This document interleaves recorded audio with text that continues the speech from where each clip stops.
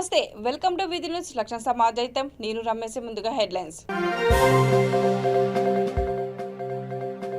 Colony ఏర్పడి శతాబ్దం అవుతున్న కనీస సౌకర్యాలు లేవి. సాయి మాధవ్ నగర్ కాలనీ వాసుల ఆందోళన.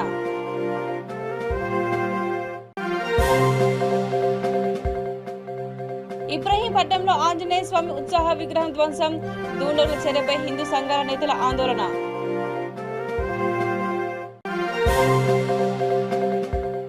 వైసీపీ ప్రభుత్వంలో అర్హతలు బట్టే సంక్షేమ పథకాలు. పార్టీ ప్లీనరీలో ప్రభుత్వ విప్ జిల్లా ఎమ్మెల్సీ బోసు, ఎంపీ అనురాధ. రోగుల సహాయకులకు ₹5 భోజనం బేష్. హరే కృష్ణ చారిటబుల్ ట్రస్ట్ సభ్యులను అభినందించిన మంత్రి హరీష్ రావు. ఇక డీటెయిల్స్ లోకి వెళ్తే, నిర్మల్ జిల్లా మూతోల్ సాయి మాధవ్ నగర్ కాలనీలో అసౌకర్యాలతో ప్రజలు ఇబ్బందులకు గురవుతున్నారు. కాలనీ ఏర్పడి శతాబ్దం అవుతున్న స్థానికులకు తాగడానికి నీళ్లు లేవు. మురుగు కాలువల నిర్మాణాలు లేక ఇబ్బందులు తప్పడం లేదు. కాలనీలో పక్కా రోడ్డు సౌకర్యాలు లేకపోవడంతో వర్షాకాలంలో ప్రజలు చాలా అవస్థలు పడుతున్నారు. 3 కిలోమీటర్ల పరిధిలో గల వర్షం నీరు మొత్తం కాలనీకి అనుకోని ఉన్న చెరువులలో కలుస్తోంది. వరద నీరు పోవడానికి కాలువల నిర్మాణాలు లేక కాలనీ మొత్తం జలమయం అవుతోంది. మిషన్ భగీరథ పథకం ద్వారా ఇంటింటికి పైపు లైన్లు వేసిన నీరు అందడం లేదని వాపోతున్నారు.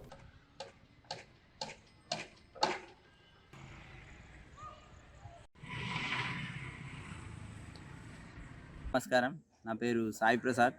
మాది నిర్మల్ డిస్టిక్ ముదోల్ గ్రామంలోని సాయి మాధవ్ నగర్ కాలనీ.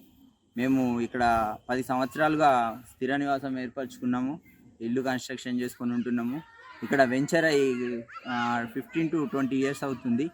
ఇక్కడ అన్ని ప్లాటింగ్ జరిగింది, కానీ ఇక్కడ ఎలాంటి సదుపాయాలు లేవు. మాకు ఇక్కడ డ్రైనేజ్తో బాగా సమస్య ఉంది. వర్షాకాలం రాగానే కాలనీలో మొత్తం ఇక్కడ వెనక చూస్తుంది కదా, ఇలా అంతా వాటర్ స్ట్రక్ అయిపోయి మొత్తం ఈగలు, దోమలు, కంపు వాసనతో మా పిల్లలు చాలా అనారోగ్యాలకు గురి అవుతున్నారు. మేము ఈ సమాజంలో ఉన్నట్టుగా మాకు అనిపిస్తలేదు. ఈ వర్షాకాలం రాగానే ఏదో మన మారుమూల ఎక్కడో జనావాసం లేని ప్రాంతంలో అక్కడైనా కూడా మంచి ప్రకృతిలో మంచి స్వచ్ఛత అనేది ఉంటుంది. కానీ ఇక్కడ ఈ వాటర్ స్టోర్ అయ్యి మాకు అలాంటి అంతకన్నా దయనీయమైన స్థితిలో మేము నివసిస్తున్నట్టు మాకు అనిపిస్తుంది. దయచేసి ఇప్పటికీ గత 3 years నుంచి మేము డిఎల్పిఓ సార్కి కానీ, ఎంపీడీఓ సార్కి కానీ, మరియు మా గ్రామ పంచాయతీ ఈఓ సార్కు, సర్పంచ్ సార్కు అందరికీ విన్నవించడం జరిగింది. కానీ ఎవరు సరైన రెస్పాన్స్ ఇస్తలేరు. దయచేసి ఇప్పుడన్నా స్పందించి ఈ మురికి కుప్పంలో నుంచి మమ్మల్ని ఈ డ్రైనేజ్ వ్యవస్థను ఏర్పరిచి మమ్మల్ని కొద్దిగా ఆదుకుంటారని అనుకుంటున్నాం. రంగారెడ్డి జిల్లా ఇబ్రహీంపట్నం ఈశ్వర ఆంజనేయ స్వామి ఆలయంలో ఆంజనేయ స్వామి ఉత్సాహ విగ్రహం ధ్వంసమైంది. గుర్తు తెలియని వ్యక్తులు ఈ కుతాకానికి పాల్పడి ఉంటారని హిందూ సంఘాల నాయకులు ఆందోళన వ్యక్తం చేశారు. ఆలయంలోని తులసి కోటను దూండలు నేలమట్టం చేశారు. రాతి శిల్ప విగ్రహం బయట పడేసి వారిని శిక్షించాలని వారు డిమాండ్ చేశారు.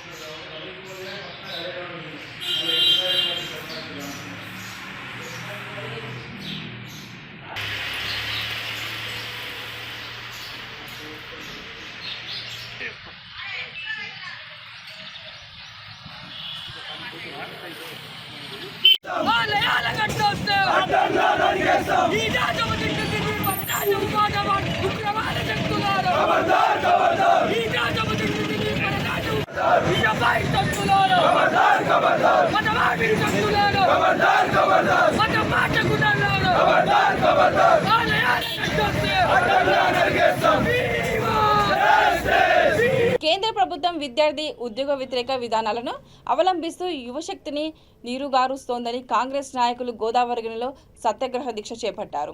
పెద్దపల్లి జిల్లా గోదావరిగని ప్రధాన చౌరస్తాలో ఆల్ ఇండియా కాంగ్రెస్ పార్టీ పిలుపు మేరకు నాయకులు దీక్షలో పాల్గొన్నారు.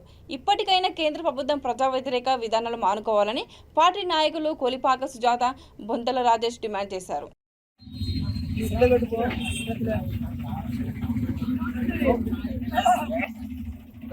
అనుమానం ఎందుకు పడుతున్నారు?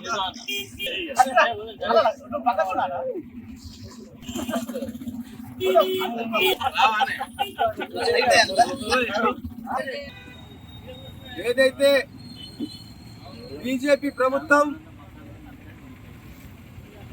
మరి ఏదైతే భారతదేశంలో విద్యార్థులందరినీ కూడా మిలిటరీకి సంబంధించింది మరి వాళ్ళు మెడికల్ ఫిట్నెస్ అయి ఉండి ఇక ఎగ్జామ్ రాసే తరుణంలో ఒక గుదిబండ లాంటి పెద్ద విద్యార్థుల మీద వేసినటువంటి బీజేపీ ప్రభుత్వం 17 సంవత్సరాల నుంచి 21 సంవత్సరాల వరకే మిలిటరీలో తీసుకుంటా అని చెప్పి ఒక షాక్ గురి చేసిన విద్యార్థులందరినీ మరి ఏదైతే కాంట్రాక్టు లేబర్ పద్ధతిగా మరి జవాను పనిచేసే పరిస్థితి వచ్చిందంటే బీజేపీ ప్రభుత్వం ఎంత నియంత పాలన అందిస్తుందో మీరు అందరూ అర్థం చేసుకోవాలి. ఏదైతే ఈ 4 సంవత్సరాల ట్రైనింగ్ పీరియడ్ కాంచెల్లి మరి ఫస్ట్ పీరియడ్లో ఫస్ట్ సెలెక్ట్ అయిన విద్యార్థులకు 4 సంవత్సరాల పీరియడ్ తీసుకొని ఫస్ట్ నెల 30,000 రూపాయలు ఇచ్చుకుంటూ అలా 9,000 రూపాయలు కట్ చేసుకుంటూ సెకండ్ మంత్ 33,000 ఇచ్చుకుంటూ అలా 9,500 కట్ చేసుకుంటూ ఇట్లా 44,000 రూపాయలు పర్ మంత్ ఇచ్చుకుంటూ వాళ్ళకెళ్ళి 12,000 రూపాయలు కట్ చేసి మొత్తం 5 లక్షల రూపాయలు జమ అయిన తర్వాత మళ్ళీ ఒక 5 లక్షలు జమ చేసి ఈ 10 లక్షలకు మొత్తం వడ్డీ 11,71,000 రూపాయలు మరి 4 సంవత్సరాల కాంట్రాక్ట్ లేబర్గా ఇచ్చే పరిస్థితి వచ్చింది. అనంతపురం కలెక్టరేట్లో ట్రెజరీ కార్డులో పనిచేస్తున్న రసూల్ అనే ఏఆర్ హెడ్ కానిస్టేబుల్ గుండెపోటుతో అకస్మాత్తుగా మరణించారు. ఆయనకు ఆరోగ్య సమస్యలు ఉండడమే ఇందుకు కారణమని తెలుస్తోంది. రాజమార్గమే రాజమార్గం అని Chilakaluripet principal junior civil judge Satyalakshmi Prasanna అన్నారు. పట్టణంలోని కోర్టు ఆవరణలో జాతీయ లోక్ అదాలత్ నిర్వహించారు. లోక్ అదాలత్లో పరిష్కరించిన కేసులకు పై కోర్టులలో అప్పీల్ ఉండదన్నారు. దీని ద్వారా సమయంతో పాటు డబ్బు కూడా ఆదా అవుతుందన్నారు. రాజమార్గంలో ఓడిన వారు ఎవరు ఉండరని, ఇద్దరు గెలిచిన వారే ఉంటామని ఆమె అన్నారు. కేసులో కక్షిదారులు ఇద్దరికీ అంగీకారమై తీర్పు ఉండాలంటే రాజీ అనేదే రాజమార్గం అన్నారు.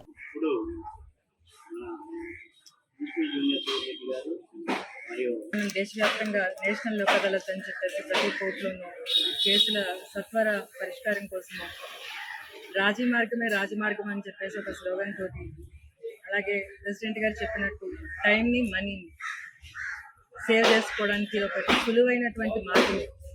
ఒక కేసు కోర్టులో డిసైడ్ చేసినప్పుడు దానికి అప్పీల్ ఉంటుంది. ఇక్కడ నుంచి జిల్లా కోర్టుకు వెళ్ళొచ్చు, జిల్లా కోర్టు నుంచి హైకోర్టు, అక్కడి నుంచి సుప్రీంకోర్టు వరకు వెళ్తే సంవత్సరాలు పట్టే అవకాశం ఉంది ఒక కేసు ఫైనల్గా ఒక డెసిషన్కి రావడానికి. ఇంకా అదే ఈ రాజీ మార్గంలో చేసుకుంటే అది అప్పీల్ లేనిది, అంటే ఫైనల్గా తుది పరిష్కారం అన్నమాట. కక్షిదారులు ఇద్దరు కూర్చుని మాట్లాడుకుంటే విషయాన్ని రాజీ మార్గంలో నివారించుకుంటే అది ఫైనల్. దాని ద్వారా చాలా తొందరగా కేసెస్ రాజీ చేసుకోవడానికి అవుతుంది. కాబట్టి మీ టైము మీ మనీ కూడా సేవ్ అవుతుంది. అలాగే ఈ రాజీ మార్గంలో ఓడిపోయిన వారు గెలిచిన వారు ఇద్దరు ఉంటారు. ఓడిపోయిన వారు ఎవరు ఉంటారు, ఇద్దరు గెలిచిన వాళ్ళే. పూర్వకాలంలో ఒక నానుడు ఉండేది, కేసు కొట్లాడి గెలిచిన వాడట ఓడిపోయిన వాడు కోర్టులో బాధపడితే గెలిచిన వాడు ఇంట్లో బాధపడేవాడు.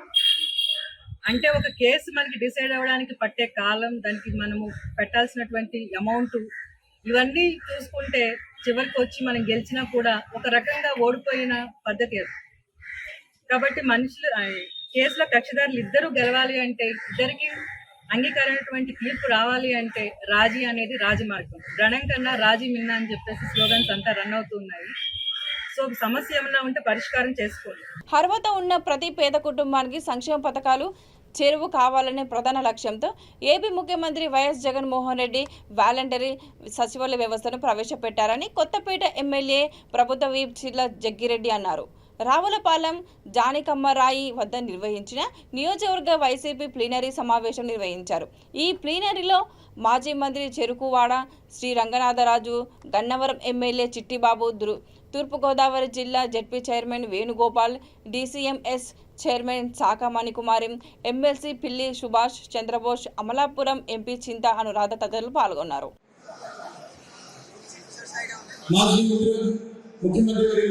వైఎస్ రాజశేఖర రెడ్డి గారి యొక్క విగ్రహానికి సీనియర్ నాయకులు రంగరాజు గారు మాకు ఘన నివాళులు అర్పిస్తున్నారు. ఆయన యొక్క ఆశయాలను ప్రజల మధ్యలోకి తీసుకెళ్తున్న వారసులు జగన్మోహన్ రెడ్డి గారు మరి వారికి ఘన నివాళులను అర్పిస్తున్నారు. అదేవిధంగా జెడ్పీ చైర్మన్ నియోజకవర్గంలోని ఎనలేని సేవ చేసిన కుటుంబం చెల్లవారి వంశం కీర్తి చేసుడు చిన్న సోమసుందరెడ్డి గారి యొక్క విగ్రహానికి జడ్పీ చైర్మన్ గారు మాలతో ఘనంగా సత్కరించారు. నివాళులు కార్యక్రమం మా మహిళా సోదరులందరూ ఉన్నారు. లేడీస్ అందరూ ముందుకు వచ్చి జ్యోతి ప్రతిమ కార్యక్రమం చేయాలనుకుంటున్నాం. డైరెక్టర్స్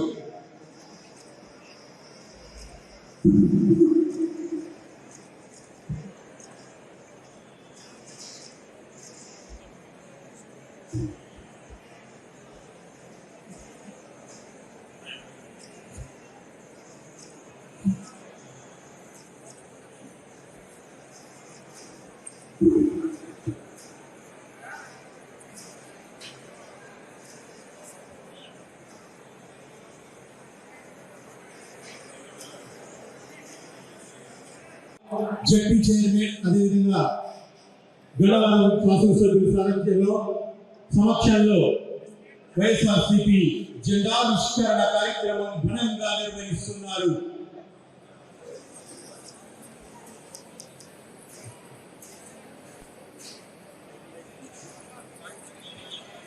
జెండావిష్కరణ మంత్రప్రార్థనతో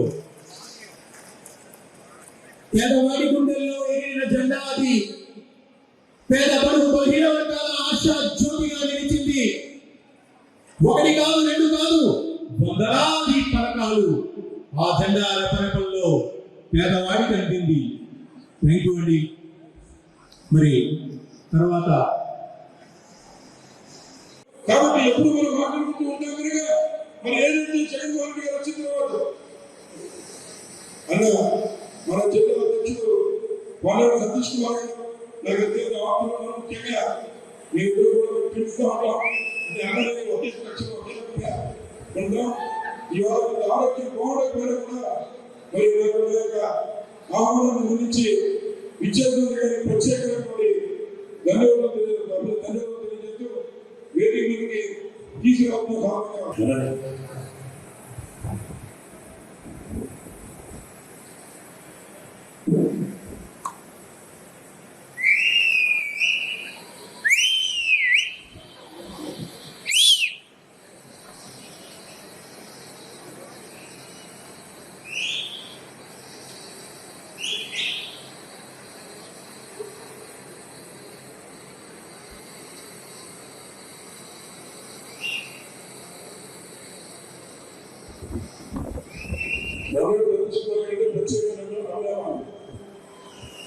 ఏంటంటే మన అందరికీ బాగా ఇష్టమైనటువంటి కార్యక్రమం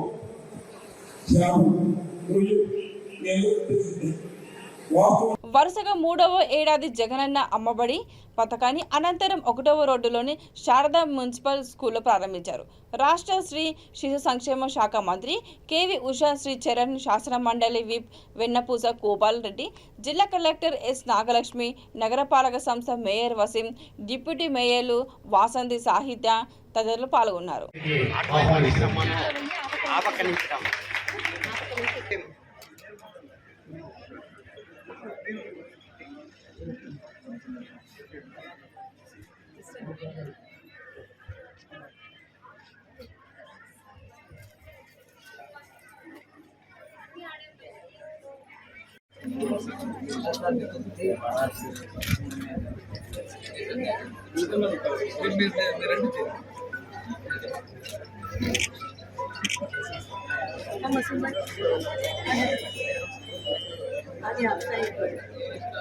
राजेश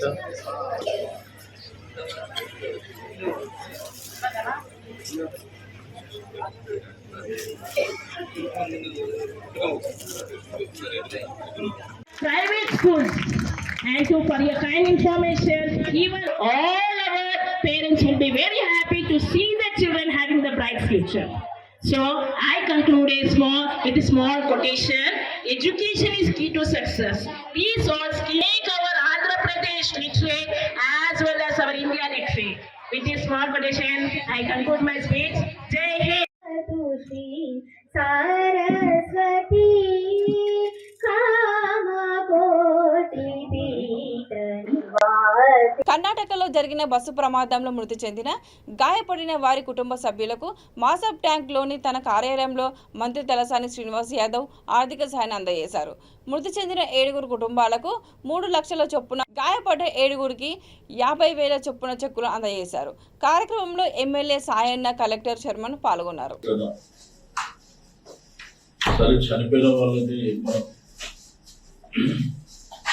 తెచ్చేయలేము. రెండోది, జరిగిన సంఘటన కూడా చాలా బాధాకరమైనటువంటి సంఘటన. గౌరవ శాసనసభ్యులు సాయన్న గారు మీ దగ్గరికి రావడం, వెంటనే సీఎం గారితో కూడా వారు మాట్లాడారు. సీఎం గారు కూడా మన చీఫ్ సెక్రటరీ గారితో మాట్లాడి, అక్కడ నాందేడ్ కలెక్టర్ గారు, కర్ణాటక చీఫ్ సెక్రటరీ గారితో కూడా మాట్లాడి, ఏదైతే నాందేడ్లో అడ్మిట్ అయినటువంటి హాస్పిటల్లో పేషెంట్స్ ఎవరు ఉన్నారు, రెండోది జరిగిన సంఘటన తర్వాత నేను లల్లుతో కంటిన్యూగా మాట్లాడుతున్నా.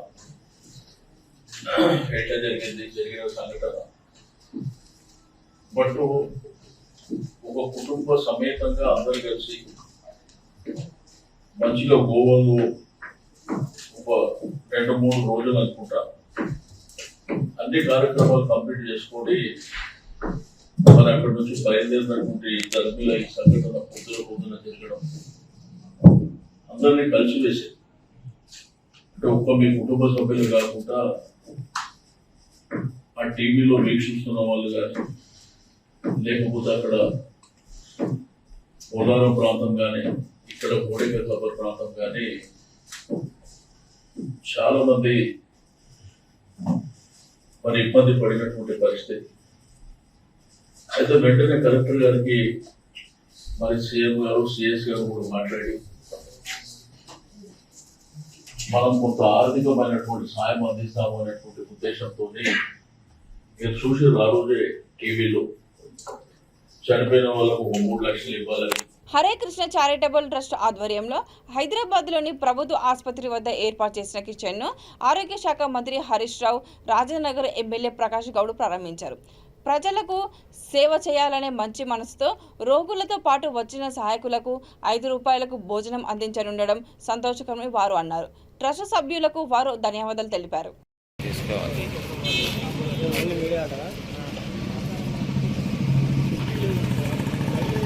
మరి చెట్టు కడుతున్నా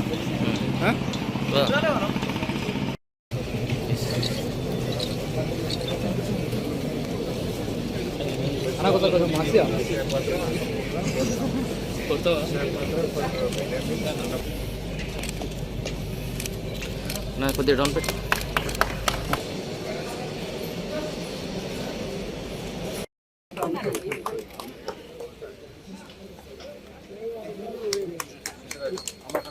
నా ఫోన్ కిందకి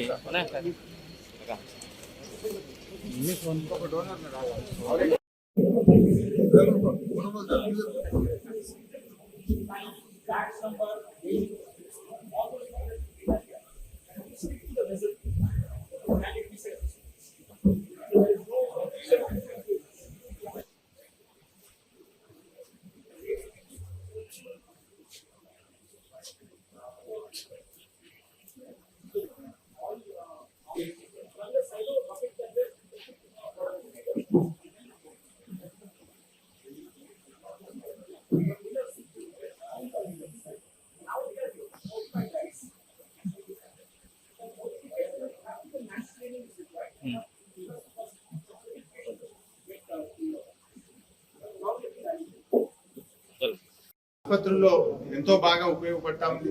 ముఖ్యమంత్రి గారు వారు అసెంబ్లీలో హామీ ఇచ్చిన మేరకు ఇలా 18 ఆసుపత్రుల్లో 3 పూటల భోజనం పెడుతున్నాం.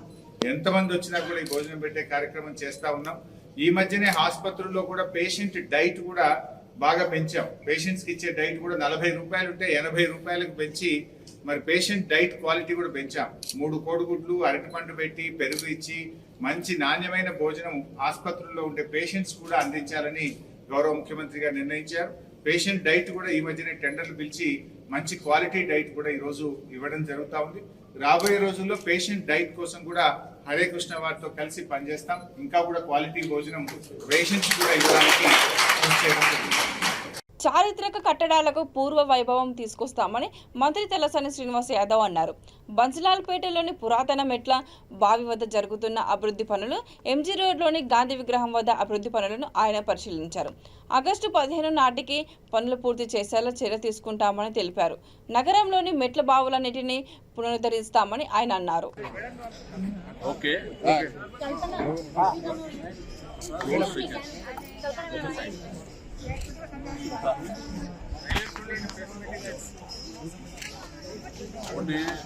మహాత్మా గాంధీ స్టాచ్యూ ఇప్పుడే అక్కడ విజిట్ చేసాం.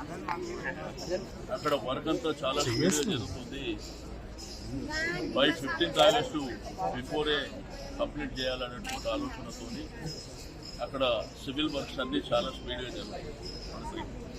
రెండోది ఈ రోజు అద్భుతమైనటువంటి ఏదైతే స్టెప్ వెల్ ఉందో బన్సిలాల్పేట్, ఇది మనకు ఊహించని పరిణామం. ఎందుకంటే ఒకప్పుడు చిన్నతనంలో అంటే ఒక 100 సంవత్సరాల క్రితం ఇక్కడ ఒక బావి, ఈ చుట్టుపక్కల ప్రాంత ప్రజలు కూడా ఇది ఎంతో ఉపయోగపడుతుంది. బట్ కాలక్రమేణా మీకు అందరికీ తెలుసు, దాన్ని ఒక టెంపరేజ్ పాయింట్ కింద ఇక్కడ ప్రజలందరూ సరే వాళ్ళకి తెలుసో తెలియకో ఏ విధంగా తయారైందో మీరందరూ మనం స్టార్టింగ్ వచ్చినప్పుడు చూస్తాం. బట్ ఈరోజు గవర్నమెంట్ ఏదైతే గౌరవ మున్సిపల్ మినిస్టర్ గారు కేటీఆర్ గారు ఇనిషియేట్ చేసి హైదరాబాద్ సిటీలో ఈ పురాతనమైనటువంటి ఈ బావిలు ఎక్కడెక్కడ ఉంటాయో అవన్నీ బయటికి తీపాలని ఆ ఉద్దేశంతో కార్యక్రమాలు స్వీకారం చేసినప్పుడు మరి కల్పనగా ముందుకు వచ్చి మరి తప్పకుండా దీని మీద మేము ఆసక్తి అంటే చాలా వరకు స్టడీ చేసాం, డెఫినెట్గా చేస్తామని చెప్పి ఇక్కడ ఒక అద్భుతం జరగబోతుంది. చూస్తారు కంప్లీట్ అయిన తర్వాత ఈ బన్సిలాల్పేట్ ప్రాంతానికి మన స్థానికంగా ఉన్నటువంటి ప్రజలే కాకుండా దేశ విదేశాల నుంచి కూడా ఒక టూరిజం ప్లేస్ కింద ఇక్కడికి రావడం జరుగుతుంది. బట్ ఈ చుట్టుపక్కల బస్తీ వాస్తవ్యులకు కూడా నేను మనస్ఫూర్తిగా కృతజ్ఞతలు, ఎందుకంటే కోఆపరేట్ చేస్తున్నాను. ఎక్కడ ఆటంకాలు లేకుండా ఇబ్బందులు లేకుండా.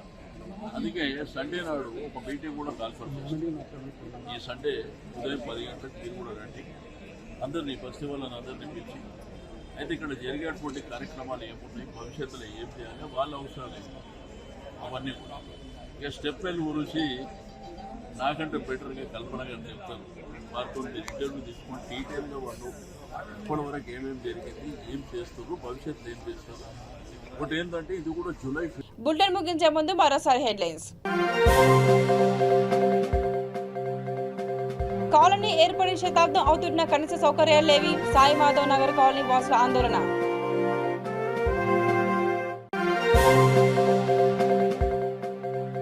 ఇబ్రహీంపట్నంలో ఆంజనేయ స్వామి ఉత్సాహ విగ్రహం ధ్వంసం, దూండగుల చర్యపై హిందూ సంఘాల నేతల ఆందోళన.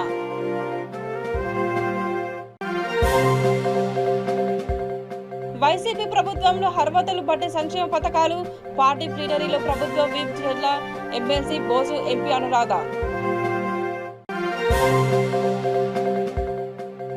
రోగుల సహాయకులకు 5 రూపాయలకి భోజనం బేష్, హరేకృష్ణ చారిటబుల్ ట్రస్ట్ సభ్యులను అభినందించిన మంత్రి హరీష్ రావు. ఇవి బులెటిన్ అప్డేట్స్. చూస్తూనే ఉండండి విజిలెన్స్ లక్ష్య సమాజంతో. నమస్కారం.